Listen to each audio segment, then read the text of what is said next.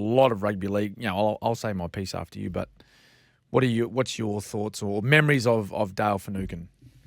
Oh, mate, Dale Finucane. I guess the biggest compliment that I can give, especially as a winger, like rugby league. If you play NRL, you're tough. Like you're tougher than usually the general public. Now that's like the general public. If they were tested, maybe they would be as tough. But usually you go through some tough stuff to get into an NRL side. What is the most exceptional thing about Dale Finucane? He was the toughest of the tough.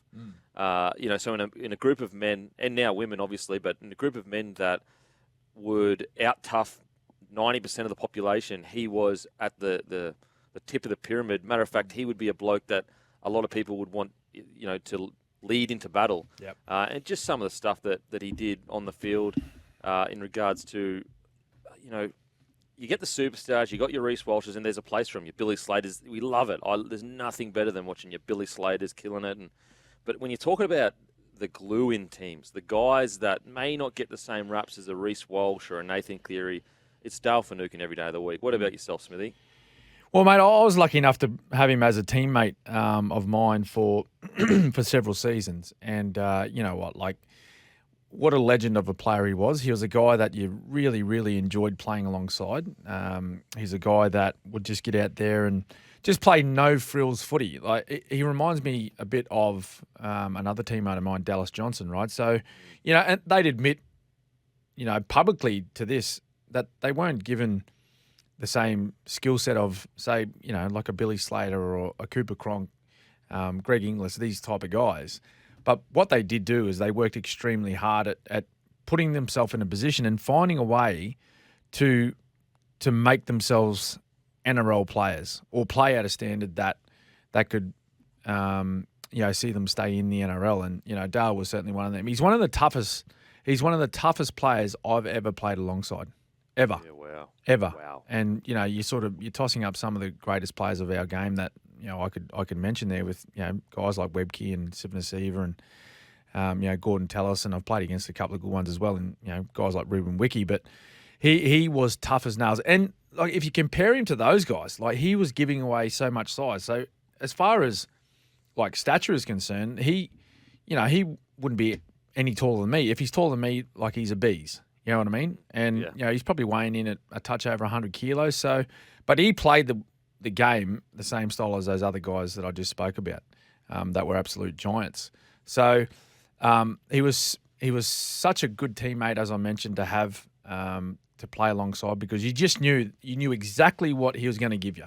And they're the best guys to have alongside you in a team. I think I'm right there, Kempy. Like, you don't have to, as soon as they pull the boots on and get out in the field, you don't have to worry about them, because you know exactly what they're going to give you. You know exactly what they're going to do.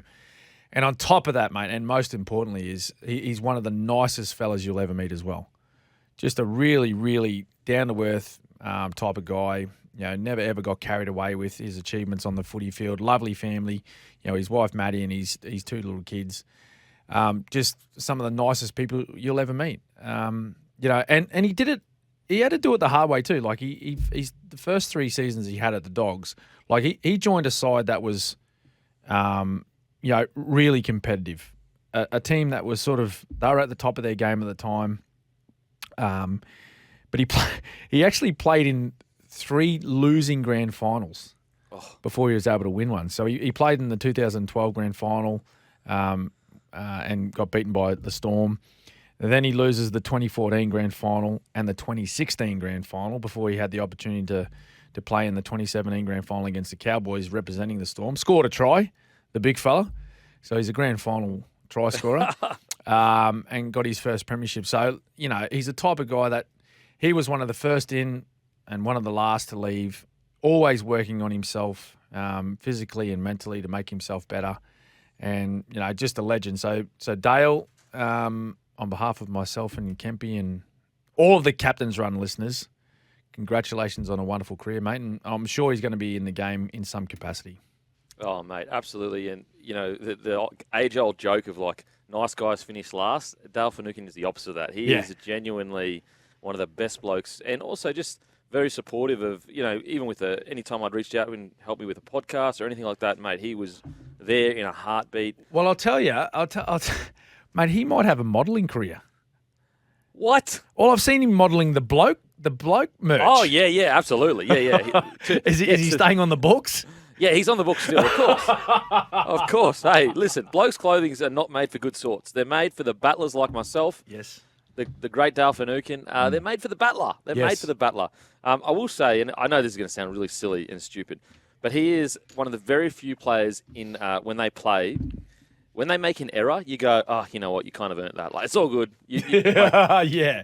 You know what I'm saying? Yeah, I know. Whereas, 90% of players, when they make an error, I'm like, oh, my God, just hold the bloody ball. Yep. Whereas when he does, because he has earned such a reputation of, like, mate, the only way that's happening is if, like, he's just so fatigued that it happened. You go, yeah, all right, fair enough. It's kind of Paddy Carrigan for me at the Broncos, for example. When he makes an error, I go, yep. Yeah, you've done about 25 hit-ups, mate. Okay, we'll defend you. We'll defend the set for you, mate. Don't worry about that. Yeah. Mate, I haven't seen. Look, I'm sure we had a bit of a joke about Dale and Craig Bellamy's relationship in Melbourne, saying that Dale was an adopted child of Craig's. That's how much he loved him, right? He just loved the way he went about things at training and worked hard and just played hard and all that sort of stuff, like the way that Craig loves his players playing. But I did see some quotes from Fitzy, Craig Fitzgibbon, his current coach at the Sharkies, just summing up what he's meant to Cronulla. Now, he's only been there, 2-3 seasons now?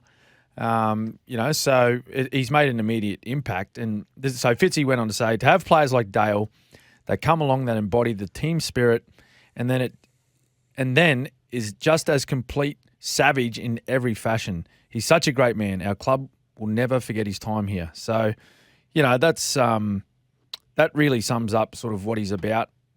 He plays the game hard, but trains hard also. But then outside of, the training field and the playing field, he's just a great club person and a person that really, gets the best out of everyone else as well. So wonderful person, wonderful footy player.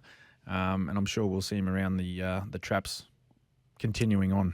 Mate, just looking at this Bellamy quote back in 2021, he's been better for the club than the club has been for him. That is a very weighty statement from Bellamy after so much success at that club. Yep. That's pretty incredible for Bellamy to say that. Oh, mate, huge. Given the amount of players that have gone through there, quality players, and have done a lot of wonderful things for the footy club. So that just sums up, I'm talking about Fitzy, who's made comment about Dale just in that short period of time. He's done amazing things in Melbourne too. So wonderful guy, wonderful player. What a great career. 251 games, mate, he punched out. So that's pretty impressive. Unbelievable. Yeah, incredible career and absolutely, one of the best blokes you'll ever meet. And hopefully, he doesn't mind the camera, old Dale. A bit of singing here and there. Hey? No, he loves performing, doesn't he? Loves performing. So, who knows? Australian Idol, just quietly? He, I don't know about that. He's good, but he might have a bit more time now to practice. Practice his skills. He's singing. He's got the people behind him, Smithy. Doesn't matter how good he is. He's got the people behind him. He's got the raspy voice. The raspy voice. Yeah. Hey, there's a real angle with the raspy voice. Aussie battler, raspy voice. There's a niche. Yeah, there's a niche. Get into it, mate. Other big news over the weekend: Ponga's injury.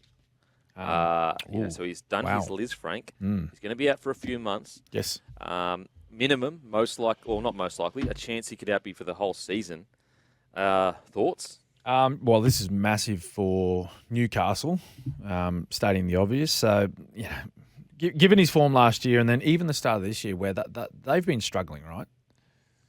The Knights have been struggling, but he's been the one guy that if you think, well, they're a chance of winning, it's been off the back of him. No one else. Yeah. So I just don't know. I don't know what they're going to do at the moment. Oh, well, I do know what they have to do. They have to come up with a plan B real quick. Because, I think he's been so heavily relied on with, just that X factor and not just his X factor, but just his out-and-out ability to beat defenders. And, if he doesn't make a clean line break, he's causing a bit of havoc to the defensive line and getting the Knights on the front foot. So I just don't know what their answer is now without him. If we're going to be honest, that's the main reason why they made it as far as they did last year was off the back of his performances. Now I know you know, all the other players were playing some pretty good footy and they were up and about, but it was all off the back of KP and what he was doing. But this year, he's continued on, but I don't think we've seen as much sort of enthusiasm or upbeat sort of style of footy from the rest of his teammates. That's a concerning thing. Now, like, I know there's talk about, you know, the impact of Origin and all that sort of stuff. Like, forget about Origin. It's the Newcastle Knights who are going to be the heaviest hit in this whole sort of injury. Mate, it's the concerning thing with the Knights is that, you know, last year, even when they were on their run, I agree with you that, you know, it was on the back of KP. But if he were to go down in that period, you could be like, look, there is a bit of grit here. Yeah. You know, who knows? Like, maybe they might not go on a 10-win streak, but, you know, maybe they'll fight their way through a few victories. My concern with the Knights is, like, they look like quite a defeated not even defeat is probably the wrong word, but they definitely don't look mentally ready to handle the loss of KP. Yeah. From what I've seen so far, they don't look like a team that has a steely underbelly right now. Maybe they'll grow into it towards the end of the year, but right now, to handle such a big loss. But why not? Like, why? Yeah. Why? Where's that confidence gone from last year? You know, you and I both just spoke about how, you know, KP was the main man, but they were all up and about, weren't they? Where's that gone? How has that disappeared? It can't just. They can't have lost that feeling or that belief that they had last year. Yeah. You know, and just, I don't know, like their entire squad just, I don't know, yeah, like, what was the word you used? Deflated? No. What was the word? Oh, they used defeated or yeah, mentally defeated. Yeah, like, yeah. Just it looks like when they're out there, like, if things don't go well from early, then they're just like, well, it's going to be too hard today, boys. Which is the wrong mentality to have. Like, you should be in the fight, no matter Especially what. With their roster, like their roster's pretty good. Like, it's not necessarily like, you know, some of these rosters when they kind of capitulate, you go, well, look, you know, some reserve grades are in there, sprinkled throughout. Maybe they're not ready for, you know, all that kind of stuff. Yeah. Look, we're going to head to a break.